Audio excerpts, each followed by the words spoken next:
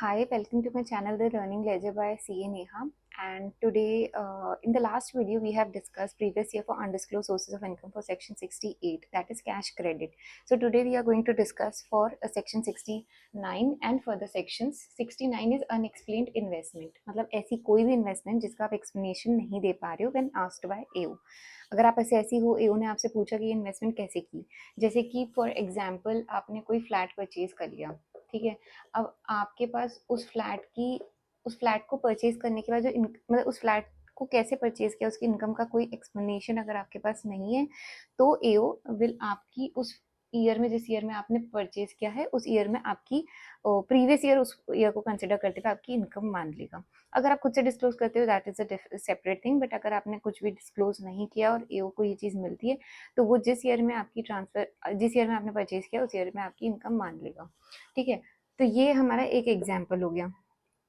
अब आगे हमारे पास सेक्शन 69A, यानी कि unexplained money. So this is going to be a little funny. I'll tell you by an example. मान लो कि मैंने एओ को अपने घर पे बुलाया चाय के लिए, ठीक है।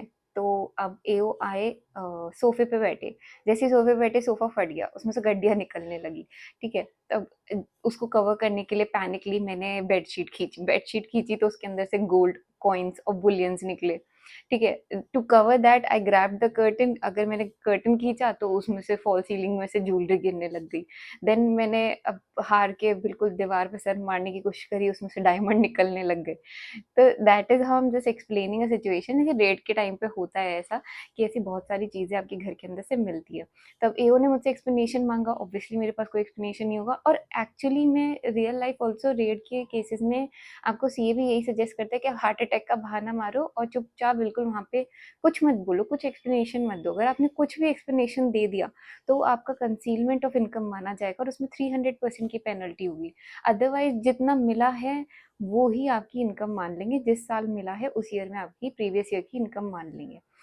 तो ये एक सर्टेन सिनेरियो है कि कोई भी मनी आप एक्सप्लेन अगर नहीं कर पाते हो, तो उसको हम आपकी उस जिस ईयर में वो मिला है उस ईयर में ही आपका प्रीवियस ईयर मान लेंगे और उस ईयर में आपकी इनकम को कंसिडर करके टैक्स लगा देंगे, ठीक है। तो this was a certain example.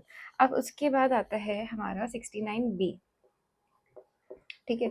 Amount of investment not fully disclosed, of investment not fully disclosed in books of accounts, ठीक है। नॉर्मली लोग ऐसा करते हैं कि मान लो फ्लैट, एक फ्लैट का ही एग्जांपल लेते हैं। मान लो फ्लैट है 5 करोड़ का, उसमें से क्या करते हैं, 2 करोड़ तो वाइट से दिखा देते हैं और 3 करोड़ ब्लैक से दिखा देते हैं। अब लेकिन एओ ने अगर ये चीज देख ली कि मान लो इस फ्लैट की वैल्यू तो 5 करोड़ है, क्योंकि ऑब्वियसली मार्केट वैल्यू तो हम निकाल ही सकते हैं। तो हमने देखा कि इस फ्लैट की मार्केट वैल्यू तो 5 करोड़ है, बट अगर इसने 2 करोड़ में लिया है तो मतलब ऑब्वियसली कुछ पैसा है जो ब्लैक में इधर उधर हुआ है।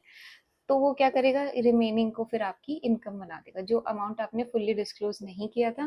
फिर वो जिस ईयर में आपका डिस्क्लोजर, मतलब जिस ईयर में पाया गया है, फिर उस ईयर में वो आपकी इनकम मान लेंगे। तो फिर जैसे अब ये 3 करोड़ है, फिर वो डिफरेंशियल अमाउंट बिल आपकी इनकम हो जाएगा और उस पर आपको टैक्स देना पड़ेगा, ठीक है। अब नेक्स्ट हो गया हमारे पास सेक्शन 69C, यानी कि अनएक्सप्लेन्ड इन्वेस्टमेंट, सॉरी एक्सपेंडिचर।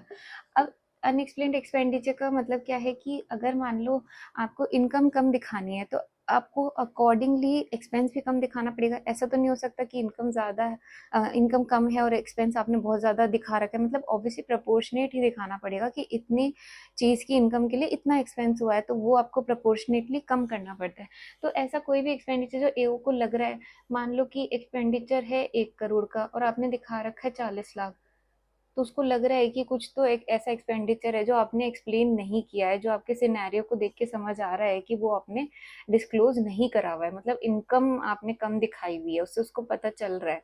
तो वो उतना एक्सपेंडिचर फिर डिसअलाउ कर देगा, वो आपकी इनकम बन जाएगी। मतलब जितना, जैसे मान लो 40 लाख करा हुआ है तो बचा हुआ 60 लाख फिर आपकी इनकम हो जाएगी।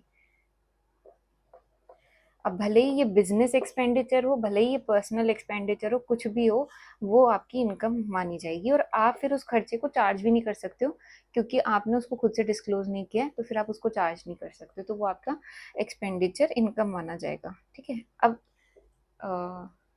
ठीक है, that is it. Next video में हम डिस्कस करेंगे हुंडी का, बिकॉज उसका थोड़ा सर्टेन थोड़ा बड़ा explanation होगा।